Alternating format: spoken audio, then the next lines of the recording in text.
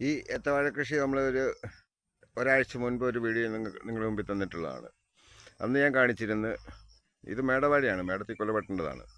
അപ്പം ഇതിൻ്റെ സൈഡിലൊക്കെ നിന്ന് പോച്ചയും പുല്ലും കാടും എല്ലാം വന്നിട്ട് ചെത്തി ഈ പാത്തിയിലിട്ടിട്ട് ഈ പാത്തി കിടന്ന് അഴുകി കഴിഞ്ഞിട്ട് അത് അഗൈൻ കോരി സൈഡിൽ വെക്കുന്നതാണ് ഈ കലാപരിപാടി.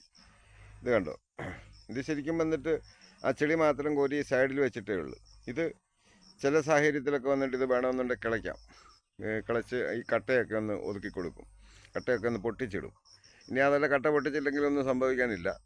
ഈ വയലുകളിൽ ഏത്തവാഴ കൃഷി ചെയ്യുന്ന സമയത്ത് ഇതൊരു 4 വളത്തിൻ്റെ ഗുണമാണ് ചെയ്യുന്നത്. ഈ അഴുകിയ പോച്ചയും ചപ്പും എല്ലാം കൂടെ വാരി ഇതിലത്തേക്കും സൈഡ് ഭിത്തിയിലോട്ട് പിടിപ്പിക്കുന്നത്.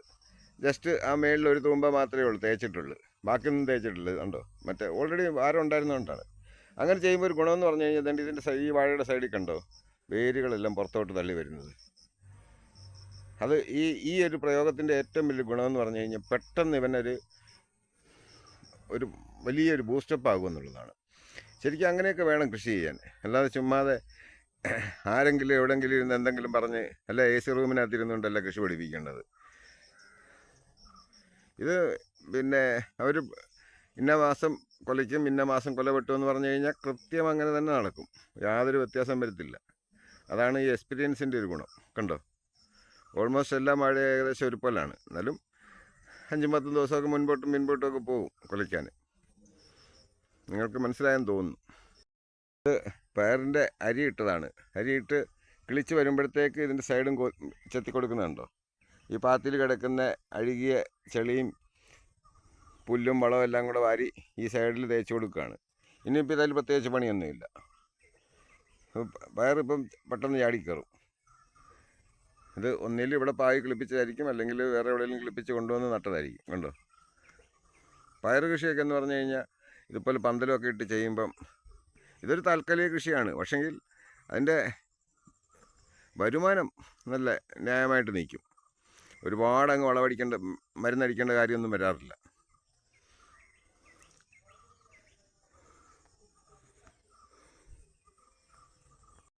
ഈ കപ്പ കൃഷി ചെയ്തിരിക്കുന്നതുണ്ട്. ഒരു 4 മാസം പ്രായമായ കപ്പയാണിത്. ഈ 4 മാസം പ്രായമായ കപ്പ കണ്ടത്തിലാണ്. ഇതിൻ്റെയൊക്കെ കിഴങ്ങിനുള്ളൊരു ഇതെന്ന് പറഞ്ഞു കഴിഞ്ഞാൽ നല്ല കൂമ്പ് മാതിരി തന്നെ ഇരിക്കും. കാര്യം അത്രയേ ഉള്ളൂ ഇതിൻ്റെ ഭാരം, അതുകൊണ്ടാണ് ആ കൂമ്പ് മാതിരി ഇരിക്കുന്നത്. ശരിക്കും മാർക്കറ്റിൽ അതിനാണ് ഡിമാൻഡ്. ഇതാണ് അതിൻ്റെ താഴെ കണ്ട അവിടെ ഒരു കപ്പ, അത് ഏകദേശമൊക്കെ വിളവായി വരുന്ന കപ്പയാണ്.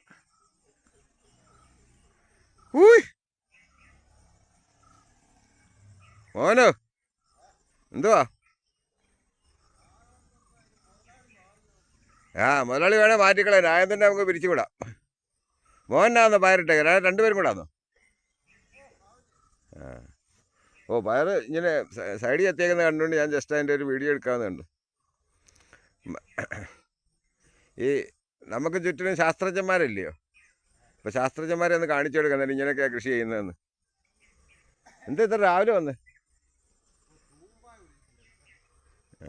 രണ്ടും കൂടെ ഒരു ദിവസമായിരുന്നോ? വാഴയ്ക്ക് ഇതിനും കൂടെ ഒന്നിച്ച് പോരുമായിരുന്നോ? ഇച്ചിരി കുറച്ച് ചെയ്താൽ മതി, ഇല്ലെങ്കിൽ ആയൊന്നും അഹങ്കാരമായി പോകും. അല്ല, ഞാൻ പറയുമായിരുന്നു ഈ കഴിഞ്ഞ ദിവസം നമ്മൾ അതിൻ്റെ ഒരു വീഡിയോ എടുത്തായിരുന്നു. എന്തുവാ മേളിലത്തെ വാഴയുടെ. അപ്പം അന്ന് പോച്ച നിൽക്കുന്നതിൻ്റെ ഒരു വീഡിയോ ഞാൻ ആദ്യം എടുത്തായിരുന്നു. പിന്നെ കഴിഞ്ഞ് പോച്ച ചെത്തി ഇട്ടേക്കുന്നത് കണ്ട്. അപ്പം ചില ആളുകൾക്കൊരു സംശയം, ഇതെന്തിന് ഈ പോച്ച ചെത്തി ഇങ്ങനെ പാത്തിയിലിടുന്നത്. അത് അളിഞ്ഞ് അത് കോരി വെച്ച് കഴിഞ്ഞാൽ അത് 4 വളത്തിൻ്റെ ഗുണമാണെന്നാണ് ഞാൻ പറയുന്നത്. ഞാനിതാണ് ഇവിടുത്തെ മുതലാളിയും തൊഴിലാളിയും എല്ലാം കൂടെയാണ്. ഒറിജിനൽ മുതലാളിയല്ല കേട്ടോ, ഒറിജിനൽ മുതലാളി വേറെയാണ്. അത് ഞാൻ എൻ്റെ ചാനലിലിടാം.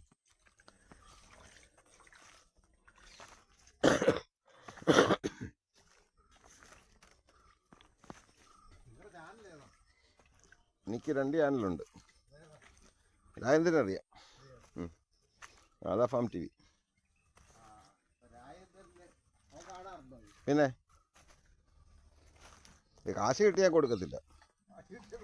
കാശ് കിട്ടിയ എനിക്കാ.